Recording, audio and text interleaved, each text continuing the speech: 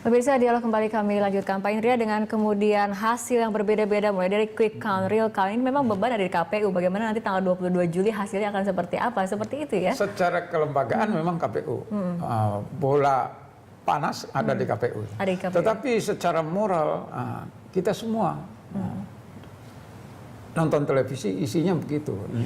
Jadi ada kegelisahan di antara kita bahwa seolah-olah agenda demokrasi yang namanya pemilu ini itu ibarat apa ya, seperti pertandingan sepak bola sistem gugur itu loh. Ya kan, harus ada kalah menang gitu. Padahal ini adalah satu proses yang akan memperbaiki nasib bangsa gitu. Mestinya kita mencari pemimpin secara demokratis dan damai gitu ya. Oke, tapi ada banyak juga yang mengkhawatirkan ini proses dari mulai kemarin pemungutan suara sampai rekapnya nanti adalah masa-masa yang paling kritis seperti masa-masa karena paling memang itu. Jadi kecurangannya paling besar. Bahkan saya menganggap bahwa di kita ini memang belum bebas dari persoalan-persoalan itu. Secara demokratis, secara prosedural kita sudah ke sana. Tetapi secara substansial kita masih hadapkan dengan hal-hal yang sifatnya lokalitas Indonesia barangkali kan gitu. Oke, ini Pak Abdul, kemudian adanya real count dari kubu Jokowi JK sendiri, apakah memang karena mengkhawatirkan adanya hasil dari KPU yang memang nantinya akan ada manipulasi suara seperti itu, kekhawatiran mengenai kecurangan-kecurangan? Itu mau tidak mau harus kita lakukan sebagai pembanding atau data jika terjadi sesuatu yang berbeda nanti dengan KPU. Ini termasuk nanti kalau misalnya di ujungnya harus ke MK. Kita mau tidak mau harus punya data.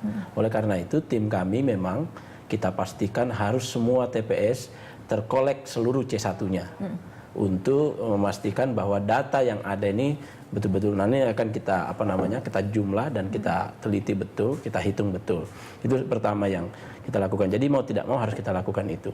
Oleh karena itu seluruh tim kami sudah bergerak ke bawah sekarang ini memaksimumkan lagi saksi-saksi yang ada di seluruh TPS. Itu yang pertama.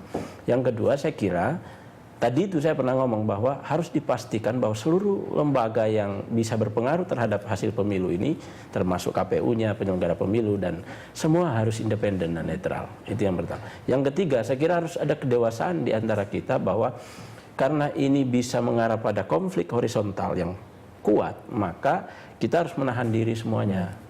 Jangan sampai melakukan kegiatan-kegiatan atau mengeluarkan pernyataan-pernyataan yang provokatif.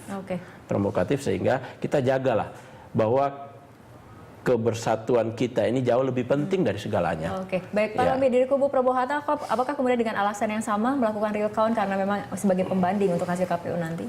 Kan setiap calon presiden termasuk Prabowo Hatta tentu menyiapkan saksi. 478.000 saksi kali 2, malah kita ada saksi dalam, ada saksi luar TPS.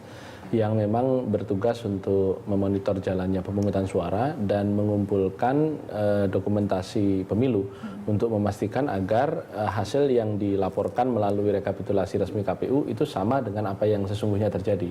Kenapa? Karena kita tahu persis di beberapa tempat memang terjadi manipulasi yang utamanya juga dilakukan oleh sejumlah oknum baik di tingkat TPS maupun PPS yang berkepentingan baik secara emosional ataupun secara material begitu, karena ada imbalan-imbalan tertentu. Karenanya memang kita juga melakukan rekapitulasi dengan cara pada hari ini langsung sejumlah 60% suara sudah terreport itu karena menggunakan reporting SMS begitu. Jadi C1 yang ada kemudian di SMS ke Pusat Tabulasi Nasional kita yang dikelola oleh kawan-kawan PKS koordinatornya.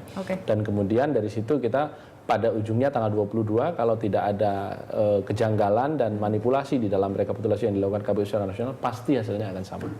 Ini Pak Abdul, dari kubu Jokowi JK sendiri gencar mengatakan ini harus mengetat ataupun mengawal secara ketat kemudian surat suara seperti itu mulai dari tingkat kecamatan, kabupaten, kota seperti itu. Apakah ada melihat memang ada indikasi-indikasi kecurangan-kecurangan yang akan terjadi? Kalau lihat pas kampanye black campaign itu 74% ke Jokowi JK.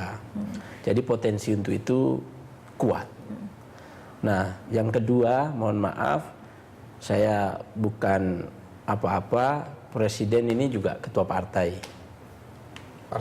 Ketua partai, ketua umum partai. Jadi kita tidak mencurigai presiden, tetapi akan jauh lebih baik kalau kita berhati-hati dan mewaspadai seluruh kemungkinan-kemungkinan, karena ini memang sangat kritis. Sangat kritis dalam artian tidak boleh ada sedikit pun penyelenggara pemilu atau lembaga-lembaga yang ada atau orang per orang yang ada diberi ruang untuk melakukan intervensi terhadap proses perhitungan sampai tanggal 22 Juli. Itu yang kami ingin tekankan sesungguhnya di situ. Oke, kita akan lanjutkan perbincangan Pak Abdul, Pak Romi dan juga Pak Indria, tapi kita ikuti jeda berikut. Pemirsa tetaplah bersama kami akan segera kembali sesaat lagi.